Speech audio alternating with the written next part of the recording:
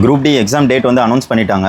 இது வரைக்கும் வந்து நீங்கள் கரெக்டாக படிக்கலனா கூட இதுக்கப்புறம் எப்படி படிக்கலாம் அப்படின்னு சொல்லி ஒரு சின்ன ஸ்ட்ராட்டஜி வீடியோ தான் இது. டெய்லி வந்து ஒரு 10 to 12 ஹவர்ஸ் படிங்க அப்படின்னு சொல்லியிருந்தேன்.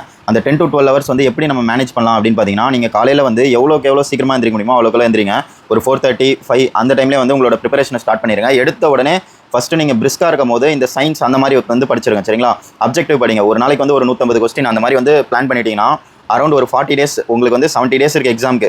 பட் வந்து நீங்கள் முதல் 40 நாள்லே ஒரு கிட்டத்தட்ட வந்து பார்த்தீங்கன்னா 6000 கொஸ்டின் கிட்ட பார்த்துடலாம். பட் நம்ம ரொம்ப அதிகமாக போல என்னைக்காவது மிஸ் ஆகுது. ஏன்னா வீக்லி ஒரு நாள் வந்து ரிவிஷன்லாம் வைப்போம். நம்ம இப்போ 6 நாள் படிக்கிறோம், சண்டே ஒரு நாள் ரிவிஷன் வைக்கிறோம் அப்படின்னு வைங்களா. அந்த 6 நாள் படிக்கிறத நம்ம அடுத்தடுத்த நாளும் ரிவைஸ் பண்ணோம். அது போக இப்போ இன்னைக்கு படிக்கிறத நாளைக்கும் ரிவைஸ் பண்ணோம். அது போக மொத்தமாக சேர்த்து வீக்லி ரிவிஷன் வர பண்ணோம். அப்போ தான் வந்து நமக்கு மறக்காது. ஸோ இந்த மாதிரி சண்டே ஒரு நாள் ஸ்கிப் பண்ணி பார்த்தா கூட அந்த 40 நாளில் அரௌண்ட் 5000 அப்ஜெக்டிவ் வந்து நம்ம வந்து சயின்ஸில் வந்து கவர் பண்ண முடியும். ஃபிசிக்ஸ், கெமிஸ்ட்ரி, பயாலஜி சேர்த்து இப்படி ஒரு 5000 அப்ஜெக்டிவ் கவர் பண்ணும்போது நம்ம 25க்கு கண்டிப்பாக நீங்கள் வந்து கான்செப்டே தெரியாமல் பிளாங்காக அப்ஜெக்டிவாக போகிறீங்கன்னா கூட நீங்கள் 25க்கு ஒரு 17, 18 வந்து ஸ்கோர் பண்ண முடியும். இன்னும் நல்லா கான்செப்ட் தெரியுதுன்னா நீங்கள் வந்து 22+22 வந்து சாலிடாக வந்து எடுக்க முடியும். ஒரு 3 கொஸ்டின் தான் வந்து ரொம்ப டஃபாக இருக்கும். சரிங்களா? சயின்ஸ் வந்து இந்த ஸ்ட்ராட்டஜி வச்சுக்கோங்க. காலையில் பிரிஸ்காக இருக்கும் போது சயின்ஸ் வந்து படிச்சிருங்க. எப்போ நீங்கள் தூங்கி எந்திரிச்சு ஃபஸ்ட்டு ப்ரிஃபரன்ஸாக வந்து தூங்கி எழுந்திரிச்சோன்னா ஏன்னா வந்து ரொம்ப தெளிவாக இருக்கும். அதனால் படிக்க வேண்டியதாக படிச்சுக்கோங்க. இல்லை மேக்ஸ் பார்க்குறீங்கன்னா கூட பாருங்கள். உங்களுக்கு மேக்ஸ் ரொம்ப கஷ்டமாக இருக்குன்னா மேக்ஸ் கூட பாருங்கள். அது உங்களோட இஷ்டம். அதே மாதிரி மேக்ஸ், ரீசனிங். மேக்ஸ் ஒரு நாளைக்கு ஒரு டாபிக் கண்டிப்பாக வைங்க. ரீசனிங் ஒரு நாளைக்கு 2 டாபிக் வைங்க.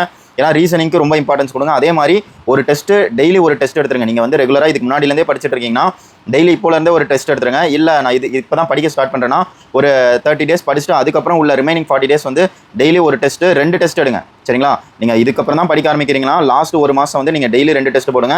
இல்லை நீங்கள் ஆல்ரெடி ப்ரிப்பேர்லாம் பண்ணிட்டீங்கன்னா நீங்களும் இப்போலேருந்தே ஒரு டெஸ்ட் எடுத்துகிட்டு இருக்கலாம். எக்ஸாம் வர அந்த லாஸ்ட் 1 மந்த் வந்து 2 டெஸ்ட் போடுங்க. உங்களால் அந்த ஃபுல் டெஸ்ட் அனலைஸ் பண்ண முடியலனா கூட அட்லீஸ்ட் நீங்கள் எது தப்பு பண்ணுறீங்க அப்படின்றதையாச்சும் தெரிஞ்சுக்கோங்க. சரிங்களா?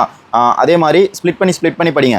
ஃபஸ்ட்டு ஒரு 2 ஹவர்ஸ் படிக்கிறீங்களா, அதுக்கப்புறமா ஒரு டீ பிரேக் எடுங்க. அதுக்கப்புறமா மறுபடியும் ஒரு 1 ஹவர் படிங்க. அப்புறமா வந்து போய் சாப்பிடுங்க. மறுபடியும் ஒரு சின்ன பிரேக் எடுத்துகிட்டு இல்லை சாப்பிட்டோன்னா கேராக இருந்தால் ஒரு 1/4 ஹவர் அதிகமாக தூங்கக்கூடாது. ஒரு 1/4 ஹவர் தூங்கிட்டு மறுபடியும் ஒரு 2 ஹவர்ஸ் படிங்க. அதுக்கப்புறம் லஞ்சு இந்த மாதிரி அப்படியே சாப்பிட்டு மறுபடியும் கொஞ்சம் பிரேக் எடுத்து படிங்க. இந்த மாதிரி சரிங்களா? ஸ்ப்ளிட் பண்ணி கொஞ்சம் டைம் பிரேக் எடுத்து படிங்க. ஒரே ஸ்ட்ரெச்சாக 2 ஹவர்ஸ் 3 ஹவர்ஸ் பிரேக் எடுத்துடாதீங்க. அதே மாதிரி இந்த வேறு எல்லா விஷயத்துலையுமே வந்து எதுக்குமே வந்து டைம் கொடுக்காதீங்க. இந்த பசங்களாக இருந்தீங்கன்னா இந்த படத்துக்கு போகிறது, ஜிம் போகிறது, இந்த மாதிரியான விஷயங்கள் எல்லாம் ஒரு 60 நாள் உடம்பு என்ன சொல்கிறது தூக்கம் இல்லைனா உடம்பு கேட்டு போகும், மைண்டு ஸ்ட்ரெஸ் ஆகும். அதெல்லாம் கிடையாது. எல்லாத்தையும் தூக்கி போடுங்க. நீங்கள் காலையில் சீக்கிரமாக எந்திரிக்கிற ஆளாக இருந்தால் காலையில் இருந்தே படிக்க ஆரம்பிங்க. இல்லை நான் லேட் நைட் ஃபுல்லாக படிப்பேன், 1 மணி வரைக்கும் படிப்பேன், 2 மணி வரைக்கும் படிப்பேன். அப்போ கூட நீங்கள் என்ன பண்ணணும்னா காலைல ஒரு 7:30க்கு வந்து நீங்கள் நைட்டு 2 o'clock முடிச்சா கூட காலைல ஒரு 7:30க்கு ஸ்டார்ட் பண்ணிடணும்.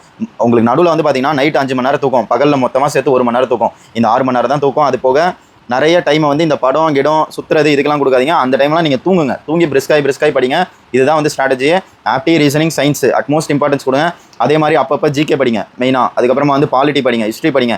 எப்படி படிக்கணும்னு தெரியலனா பிளாங்காக இனிமையாச்சும் நம்மளோட ஆப் ப்ளே ஸ்டோரில் போங்க. ஒவ்வொரு வீடியோ ஸ்டார்டிங்லேருந்து நான் சொல்லிக்கிட்டு இருக்கேன். இந்நேரத்துக்கு நீங்கள் வந்து ஃபாலோ பண்ண ஆரம்பிச்சிங்கன்னா நம்ம கோர்ஸே நீங்கள் கம்ப்ளீட் பண்ணிக்கலாம். இதுக்கப்புறமா ஒன்றும் பிரச்சனை இல்லை. அரௌண்ட் 300 வீடியோஸ் கிட்ட இருக்கும். அது எல்லாத்தையுமே கம்ப்ளீட் பண்ணுங்கள். சரிங்களா? ப்ளே ஸ்டோர் போங்க. ரயில்வேஸ் தமிழ் அப்படின்னு சொல்லி ஆப் இருக்கும். அந்த ஆப்பை டவுன்லோட் பண்ணுங்கள். அதில் கம்ப்ளீட் கோர்ஸ் இருக்கும். அந்த கோர்ஸ் அப்படியே கரைச்சி கொடுங்க. கண்டிப்பாக வந்து 100% வந்து நீங்கள் பாஸ் பண்ணிடலாம். அதே மாதிரி வந்து பார்த்தீங்கன்னா டெமோ பார்த்துட்டு பர்ச்சேஸ் பண்ணுங்கள். கோர்ஸ் வந்து டீச் பண்ணுறது மட்டும் தான் தமிழ், கண்டென்ட் வந்து இங்கிலீஷில் இருக்கும். டெமோ வீடியோலாம் இருக்கும். பார்த்துட்டே பர்ச்சேஸ் பண்ணிக்கோங்க. கிளாஸஸ் ப்ளஸ் டெஸ்ட் சீரியஸ் எல்லாமே சேர்த்து ஆஃபரில் போயிட்டுருக்கு. சீக்கிரம் மேக்ஸிமம் யூஸ் பண்ணிக்கோங்க. ஏன்னா ப்ரைஸ் ஹைக் ஆகிறதுக்குள்ளே யூஸ் பண்ணிக்கோங்க மக்களே. சரிங்களா? ஃபர்தர் அப்டேட்ஸ்க்கு நம்மளோட ஐடியா ஒரு ஃபாலோ போட்டு வச்சுக்கோங்க. அடுத்த ஒரு வீடியோவில் பார்ப்போம். பை, டேக் கேர் மக்களே.